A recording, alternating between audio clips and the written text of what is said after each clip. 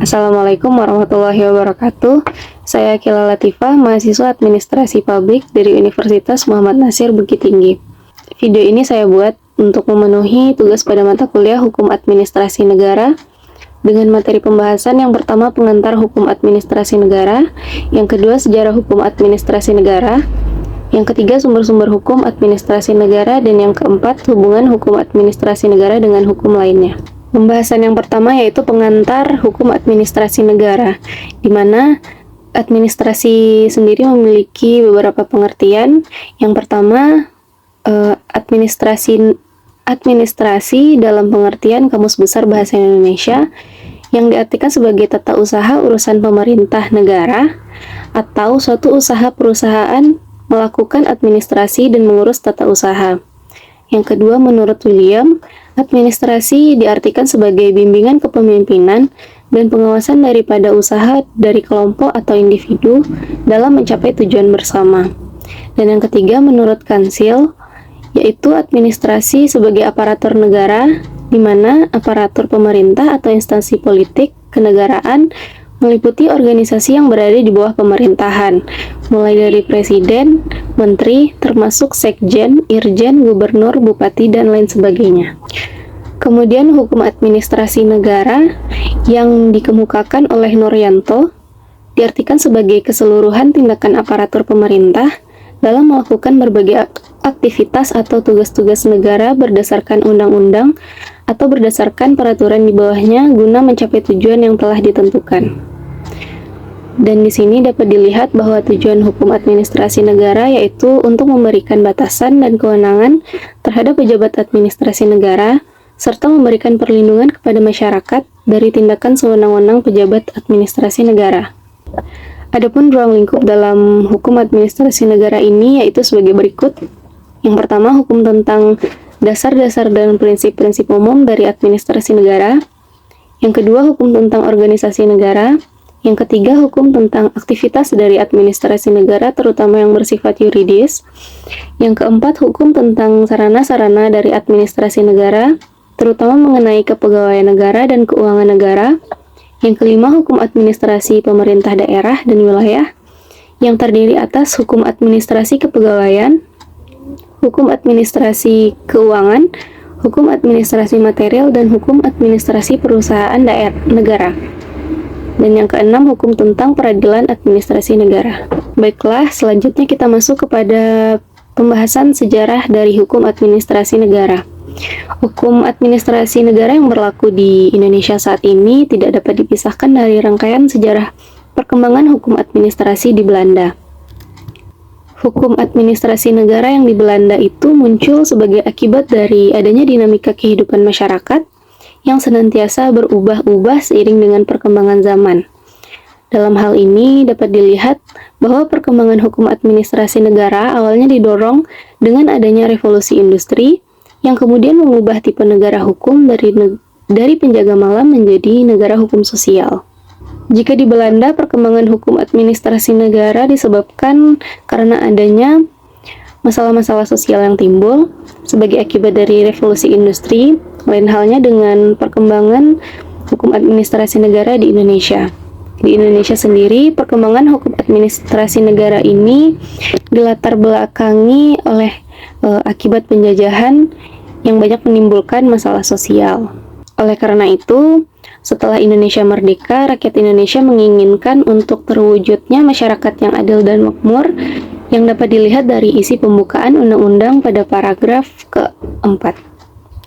Berdasarkan pernyataan undang-undang tahun 1945 tersebut, maka dapat kita ketahui bahwa Indonesia menginginkan terwujudnya negara hukum sosial, sehingga dapat dilihat dari sudut pandang administrasi pemerintah sangat berperan penting dalam mewujudkan kesejahteraan warga. Perkembangan hukum administrasi di Indonesia diakibatkan oleh beberapa faktor. Yang pertama, pertumbuhan jumlah penduduk yang terus meningkat, sehingga memaksa pemerintah untuk menyediakan sandang pangan dan papan yang cukup. Selain itu, pemerintah juga dapat mengatasi masalah kesehatan, pendidikan, kerohanian, dan masalah lainnya. Yang kedua, kemajuan ilmu pengetahuan dan teknologi. Adanya hubungan antar negara mengakibatkan Indonesia harus mengikuti perkembangan ilmu pengetahuan, sehingga sektor pendidikan, pengajaran, dan penelitian harus mendapatkan perhatian pemerintah. Dalam hal ini, butuhkan campur tangan pemerintah yang lebih jauh dalam kehidupan masyarakat. Yang ketiga, adanya bencana alam dan situasi krisis, di mana tidak dapat dipungkiri bahwa setiap negara akan menghadapi berbagai macam tantangan, ancaman, dan hambatan. Dengan demikian, pemerintah harus aktif dalam kehidupan masyarakat. Dan yang keempat, tumbuh dan berkembangnya hak-hak asasi sosial, kemajuan ilmu pengetahuan, dan teknologi yang membawa akibat bertambahnya kebutuhan masyarakat yang semakin kompleks. Dan karena itu, pemerintah harus selalu dapat mengantisipasi setiap kejadian yang akan timbul. Selanjutnya saya akan membahas tentang sumber-sumber dari hukum administrasi negara. Sumber-sumber hukum administrasi negara dapat diartikan sebagai segala sesuatu yang menjadi dasar, landasan, dan fondasi bagi pembentukan dan penerapan hukum administrasi negara.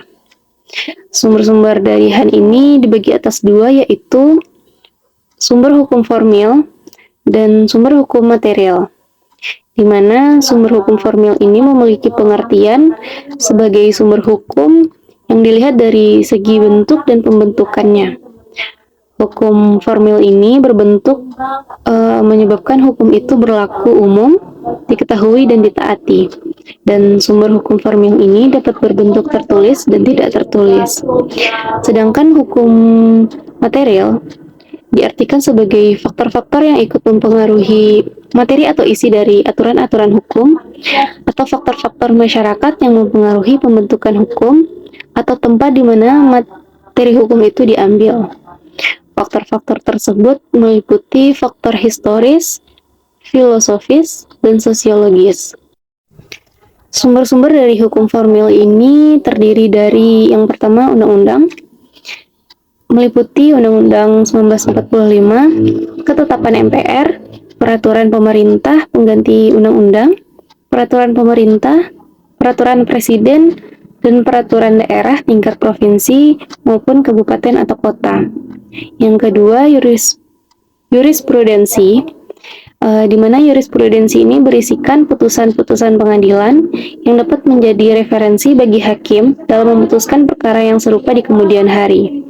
Dan yang ketiga, ada kebiasaan, di mana dalam konteks ini mengacu pada praktik atau tindakan yang dilakukan secara berulang-ulang oleh badan atau pejabat administrasi negara dalam menjalankan tugas dan fungsinya. Dan yang keempat, ada traktat, di mana traktat ini merupakan perjanjian internasional yang dibuat oleh dua atau lebih negara. Dalam konteks hukum administrasi negara, traktat ini biasanya mengatur hubungan administrasi antar negara. Misalnya, yang mengatur tentang pengelolaan sumber daya alam, perlindungan lingkungan, atau kerjasama dalam bidang administrasi publik. Dan yang kelima, ada doktrin, di mana doktrin ini adalah konsep atau prinsip yang dikembangkan oleh para ahli untuk memahami dan menganalisis fenomena yang terjadi dalam praktik penyelenggaraan pemerintahan. Selanjutnya, sumber-sumber hukum material, di mana dalam sumber hukum material ini dipengaruhi oleh beberapa faktor. Yang pertama, sejarah atau historis, meliputi undang-undang dan sistem hukum tertulis yang berlaku di masa lampau, dan dokumen-dokumen, surat-surat, serta keterangan lain dari masa lampau. Dan di sini undang-undang dan sistem hukumnya tertulis yang berlaku. Yang kedua, faktor sosiologis, di mana kegiatan yang terjadi di dalam masyarakat dapat dijadikan bahan untuk membuat hukum. Dengan kata lain, hukum tersebut dibuat berdasarkan perasaan hukum masyarakat. Misalnya, keadaan dan pandangan masyarakat dalam sosial, ekonomi, budaya, agama, dan psikologis. Faktor yang ketiga yaitu filosofis, merujuk pada landasan pikiran atau nilai-nilai yang mendasari pembentukan dan penetapan hukum administrasi negara.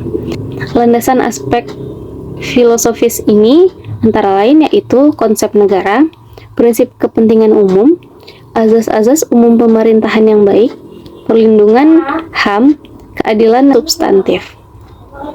Selanjutnya saya akan membahas tentang bagaimana hubungan antara hukum administrasi negara dengan hukum lainnya.